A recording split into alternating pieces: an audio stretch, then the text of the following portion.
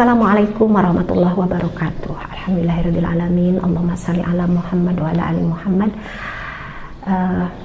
Para penyimak acara curhat bareng Teh ini, kalau sekiranya kita merasa di rumah gersang, ada permasalahan membuat suasana tidak nyaman, suami istri kurang nyambung hatinya, anak-anak juga kok anak-anak rasanya jauh dengan orang tua, itu perlu dievaluasi kenapa terjadi seperti ini. Harusnya kan keluarga itu menjadi tempat kedamaian, tempat untuk melepaskan rasa lelah, untuk yang sedang risau justru merasakan sakinah di dalamnya.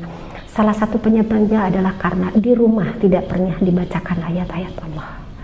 Di rumah tidak pernah dibacakan ayat-ayat Allah. Jadi hati yang tidak pernah diisi dengan ayat Quran akan terasa gelisah, mati hatinya, termasuk rumah.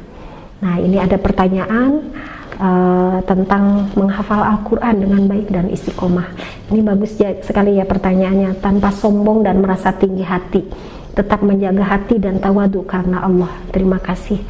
Jadi menghafal Quran, membaca Al-Quran itu adalah perintah Allah. Membaca wajib, fardu ain. Tapi menghafal fardu kifayah. Jadi kalau misalnya di keluarga ada anak-anak atau suami istri tidak pernah membaca Al-Quran, itu tanggung jawab. Nah, di sini ingin menghafal, wah ini lebih bagus lagi. Nah, bagaimana supaya tidak menjadi tinggi hati ya ketika menghafal Al-Quran? Kembali lagi, innamal a'malu binniyat. Satu, niatkan lillahi ta'ala, bukan karena menghafal ingin disebut hafidhoh, bukan. Tapi saya menghafal supaya lebih banyak berinteraksi dengan Quran. Orang kalau sudah banyak berinteraksi dengan Quran berarti banyak berkomunikasi dengan Robnya, ya. Karena itu firmannya yang menjadi petunjuk, hudan wa mau'idhah, ya. Jadi petunjuk dan pelajaran, syifa lagi, jadi obat hati. Jadi saya membaca Quran, menghafal Al-Quran. Bedanya membaca dengan menghafal, seperti bawa makanan ke suatu tempat, itu udah jadi makanannya, kan tinggal makan. Tapi kalau belum jadi, bawa terigu, bawa apa kan lama. Nah, kalau dia hafal, itu kan disimpan di file, di otak kita. Kemanapun kita pergi, nggak harus bawa-bawa mushaf kan. Tinggal dibuka, nanti diplok gitu. Oh iya, ini saya menghadapi masalah ini, ya tinggal dibuka hafalan kita. Oh bahagia sekali ya kalau sudah bisa seperti itu. Apalagi kalau hafalnya bukan hanya menghafal lafdiyah, tapi bisa memahami ayat demi ayat, sehingga itu bisa menjadi panduan hidup dalam kehidupan 24 jam seumur hidup. Jadi satu, luruskan niat, nggak boleh ada terbesit sedikit pun karena urusan dunia. Saya hafal Quran supaya pasaran tinggi misalnya. Oh saya hafal Quran supaya disanjung. Saya hafal Quran supaya dapat uang banyak. Wah itu enggak. Itu nanti dia dapat hafal Quran, dapat sanjungan, tapi nggak dapat Allah. Dia dapat nanti uang, tapi hanya dapat uang, tapi tidak dapat ridho Allah. Nah itu biasanya ketika nggak dapat uang, dia akan mundur, nggak menghafal lagi. Kemudian nanti dia nggak dapat sanjungan, nggak mau menghafal lagi karena disanjung, hafalannya banyak. Ketika nggak ada yang menyanjung, nggak hafal lagi.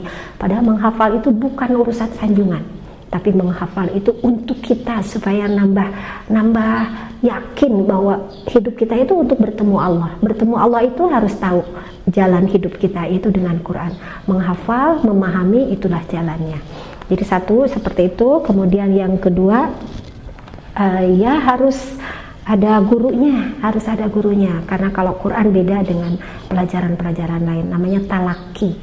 Jadi yang bacaannya sudah fasih, yang sudah bisa dipertanggungjawabkan cara membunyikan hurufnya.